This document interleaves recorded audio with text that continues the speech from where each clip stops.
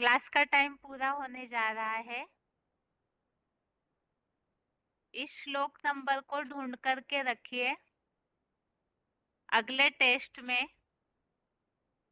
अर्थात जो शुक्रवार को टेस्ट होगा श्लोक का, उस टेस्ट में इस प्रश्न का उत्तर बताना होगा कि राजयोगी पार चला जाता है ऐसा और किस अध्याय में उल्लेख आया हुआ है। और आज के टेस्ट में पूछे हुए प्रश्नों के उत्तर, सबसे पहले तो 33वां श्लोक, श्लोक नंबर 33।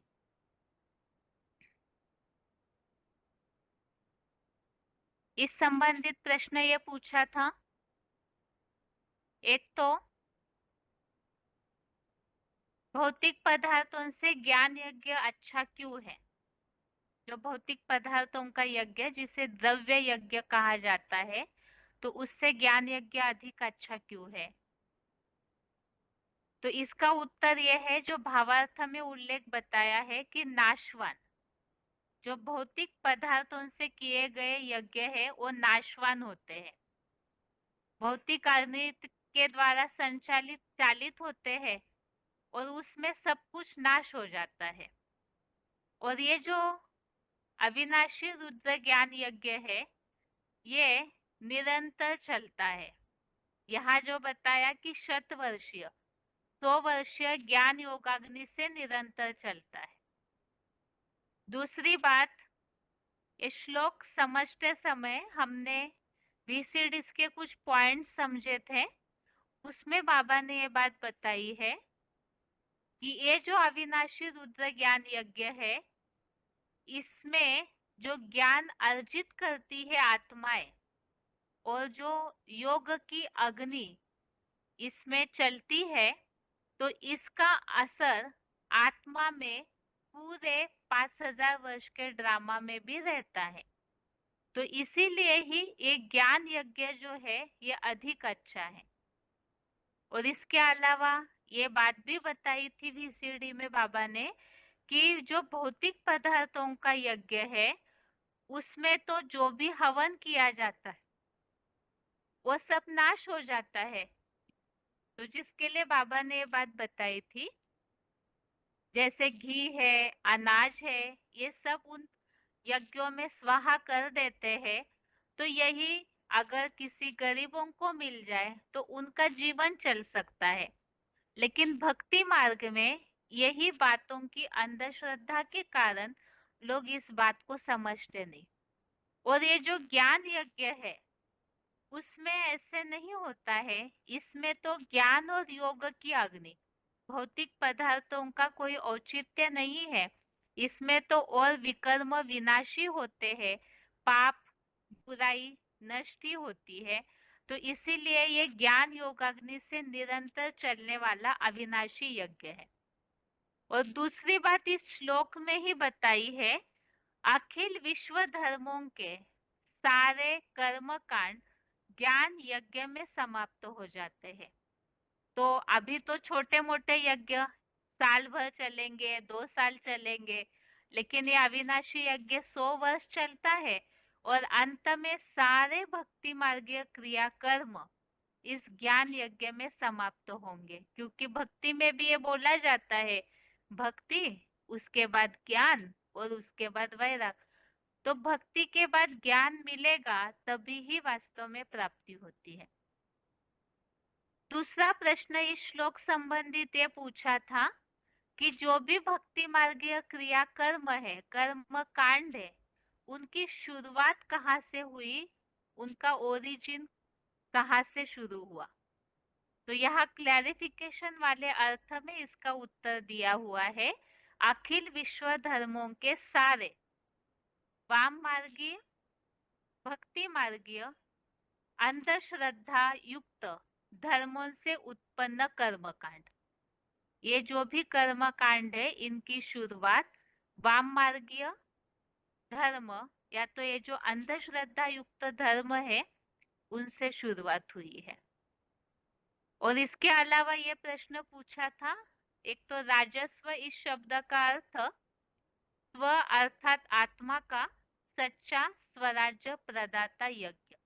तो आत्मा के ऊपर जितना हम राजाई करते हैं, तो उस आधार से इस ज्ञान यज्ञ के द्वारा सच्ची स्वराज्य, सच्ची राजाई प्राप्त होती है इस यज्ञ के द्वारा ही। तो ये प्रदाता अर्थात देने वाला है यज्ञ। दूसरा, अश्वमेध, इस शब्द का अर्थ तो नहीं पूछा था, लेकिन इस श्लोक के संबंधित बात चल रही है, इसीलिए अश्वमेध अर्थात मन रूपी अश्व मारा जाता है।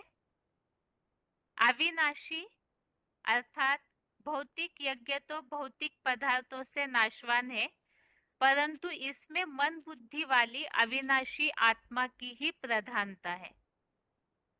और रुद्र ज्ञान यज्ञ अर्थात साक्षात महारुद्र ज्योतिर्लिंग की ज्ञान योगाग्नि से कलयुगांत में कल्पांतकारी महाविनाश की अंतिम आहुति डाली जाती है, जिसकी यादगार शंकर महादेव की अंतिम आहुति। अगला प्रश्न, श्लोक नंबर 34 संबंधित प्रश्न ये पूछा था कि तीसरे अध्याय में जो उल्लेख है श्लोक का, व्यामिश्रेणेव वाक्येन बुद्धिर्मोहयसीव में, अर्थात मिले जुले वाक्यों से बुद्धि भ्रमित हो रही है, तो अर्जुन ने भगवान से कहा कि निश्चित करके एक बात मुझे कहिए। तो प्रश्न ये पूछा था कि ज्ञान में बहुत ऐसी बातें हैं जो समझ में नहीं आती है, तो ऐसे समय में क्या करना है जिस कारण अनिश्चय आता है या बुद्धि की अवस्था ऊपर नीचे होती है। तो इसके लिए इस श्लोक में समाधान बताया है, तत्विद्धि प्रणिपातेन परिप्रश्नेन सेवया उपदेक्षन्ति ते ज्ञानम ज्ञानिनः तत्वदर्शिनः। तो इसमें श्लोक का सार यही है, प्रश्नोत्तर पूर्वक इन बातों को जान लेना चाहिए। आगे है श्लोक नंबर 35, श्लोक नंबर 35। इस श्लोक संबंधित ये प्रश्न पूछा था, नष्टो मोहा बनने का उपाय क्या बताया है श्लोक में। तो ये श्लोक है, यद ज्ञातवान पुनर्मोहम एवं यास्यसि पांडव एत भूतान्य शेषेन द्रक्ष्यस्यात्म नथोमयि। इस श्लोक के भावार्थ में यह उल्लेख आया हुआ है, जगत पिता को जानकर फिर से ऐसे संसार के अल्पकालीन संबंधियों के दैहिक मोह को तो 21 जन्मों में नहीं पाएगा, फिर तो जिस जगत पिता की देह रूप लिंग सहित हीरा जैसी आत्मा में समस्त प्राणियों को बुद्धि नेत्र से मुझ बीज रूप अव्यक्त लिंग में समाये स्वर्गीय प्लस नारकीय सृष्टि वृक्ष को साक्षात और स्पष्ट देखेगा। श्लोक में जो भाषा है भावार्थ में हो सकता है, इसके कारण इस बात को सार न जल्दी समझ में आता हो। बाकी प्रश्न में ये था कि नष्टो मोहा बनने का आधार क्या है। तो इस श्लोक में ये बात बताई है कि बीज में वृक्ष समाया हुआ है, मुझ बीज रूप अव्यक्त लिंग में समाये सृष्टि वृक्ष को साक्षात और स्पष्ट देखेगा। तो बीज में ही सारा वृक्ष समाया हुआ है। तो जब वो बीज मिल जाता है, उस बीज को जब हम यथार्थ रीति सही रीति पहचान लेते हैं, ये श्लोक जब हमने समझा था तो उसमें मुरली में आया हुआ एक रिकॉर्ड संबंधित पॉइंट देखा था, जो मुरलियों में गीत आता है, तुझे पाके हमने जहां पा लिया, जमीन तो जमीन आसमान भी पा लिया। तो इसी तरह से एक उस परम पिता परमात्मा ईश्वर बाप को, अर्थात ये जो सारी सृष्टि वृक्ष का बीज है साकार, उसमें निराकार प्रवेश है, तो उस शिव बाबा को, जगत पिता को जब हम प्राप्त कर लेते हैं, प्राप्त करना अर्थात यथार्थ रीति जब जान लेते हैं, तो फिर ये जो पूरे पत्ते हैं इस सृष्टि रूपी वृक्ष के अल्पकालीन संबंधीय रूपी ये पत्ते हैं, तो उनके दैहिक मोह को नहीं पाएगा। अर्थात पाप में जब पूरी बुद्धि का योग लग जाता है तो फिर अपने आप दैहिक संबंधियों से बुद्धि हट जाएगी, निर्मोही बन जाएंगे। तो ये श्लोक का सार यही है कि बीज जब हाथ में मिल जाता है तो उसमें वृक्ष समाया हुआ है, ये बात बुद्धि में जब आ जाती है ज्ञान युक्त रीति से, तो अपने आप ही वो आत्माएं, वो योगी नष्ट मोहा बन जाते हैं और 21 जन्मों तक पूरे स्वर्ग तक मोह में नहीं फंसेंगे। आगे है 36वां श्लोक नंबर 36। इस श्लोक संबंधित ये प्रश्न पूछा था। एक तो ज्ञान प्लवेन, इस शब्द का अर्थ है विदाउट क्लैरिफिकेशन, ज्ञान अर्थात ज्ञानी, प्लवेन अर्थात जहाज, ज्ञान प्लवेन अर्थात ज्ञानी जहाज। और वो ज्ञानी जहाज कौन है? शंकर चाप।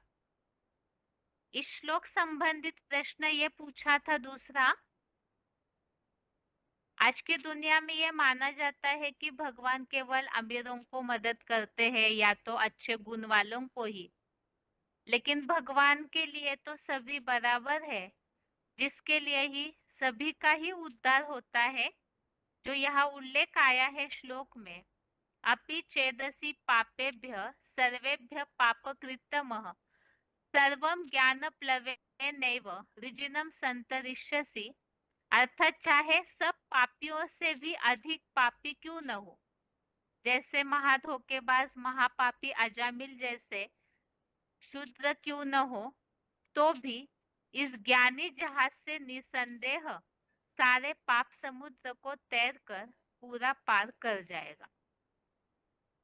और दूसरा प्रश्न ये पूछा था कि इस विषय सागर से पार करने का तरीका। सभी चाहते हैं इस दुख की दुनिया से हम पार जाए, तो कैसे जाएंगे उसके लिए ही ये श्लोक है, जिसमें इस श्लोक में उल्लेख आया है शंकर चाप जहाज जही चढ़ उतरी पार नर बूढ़ी सकल संसार। जब ऐसे संसार की हालत हो जाती है डूबने की, तो इस शंकर चाप जहाज का जो आधार लेते हैं वो इस विषय सागर विषय वैतरणी नदी से पूरी तरह से ज्ञान योग बल से तैरकर पार हो सकते हैं। और अगला प्रश्न 8वें अध्याय का 28वें श्लोक संबंधित, अध्याय 8 का श्लोक नंबर 28 संबंधित प्रश्न। इस संबंधित ये पूछा था कि इस दुनिया में अल्पकालीन प्राप्ति किससे होती है? कौन सी ऐसी बातें हैं जिसमें अल्पकालीन प्राप्ति निहित है, नूंद है? तो ये श्लोक में उल्लेख है नर निर्मित वेदों में, भौतिक यज्ञों में, दैहिक तप में, सांसारिक पदार्थों के दान में अल्पकालीन पुण्य फल बताया गया है।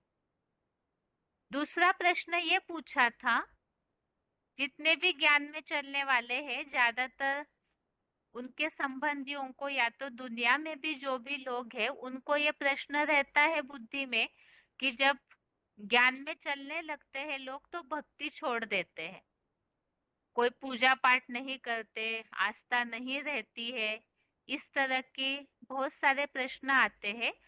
तो उनका हम क्या समाधान देंगे कि किस कारण से भक्ति छूटती है? तो इसका उत्तर इस श्लोक में है कि राजयोगी इस पुरुषोत्तम संगम युग में ही सच्ची गीता एडवांस ज्ञान जानकर सारे मानवीय कर्म कांड के पार चला जाता है। क्यों पार चला जाता है? पार जाना अर्थात उन सब बातों को क्रॉस करके निकल जाना आगे। तो यहाँ पर ये बात बताई कि ये जो भी भक्ति मार्गीय कर्म कांड है, यज्ञ तप वेद, तो इन सभी में ही अल्पकालीन पुण्य फल है। इस संबंधित ही और भी जो श्लोक हमने देखे थे रेफरेंस के तौर पे, 11वें अध्याय का 48 और 53, अध्याय 11 का श्लोक नंबर 48 और 53, इन दोनों में ये उल्लेख स्पष्ट किया है, जहां भगवान अर्जुन को विराट रूप का दर्शन करा रहे हैं, उसमें ये बात स्पष्ट की है कि ये स्वाध्याय, दान, तप, कठोर तपस्याओं से मैं नहीं मिलता हूँ। तो ज्ञान से ही भगवान की प्राप्ति होती है, इसीलिए वो ज्ञान मिलने के बाद, क्योंकि भक्ति के बाद है ज्ञान की प्राप्ति, तो फिर राजयोगी पीछे नहीं जाएगा, तो वो ज्ञान प्राप्त होने के बाद इन सबसे पार चला जाता है और उसका रिजल्ट स्वर्ग में अर्थात वैकुंठ लोक में परम पद की प्राप्ति करता है।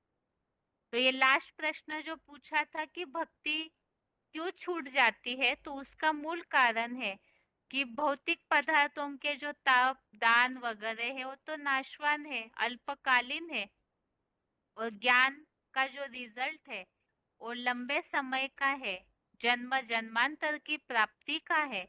तो इसीलिए राजयोगी इस ज्ञान अर्थात समझ के कारण इन सब से पार चला जाता है। ये आज के श्लोक से संबंधित प्रश्नों के उत्तर हुए। इसके साथ ही आज के लिए गीता क्लास यहाँ तक ही। ओम शांति।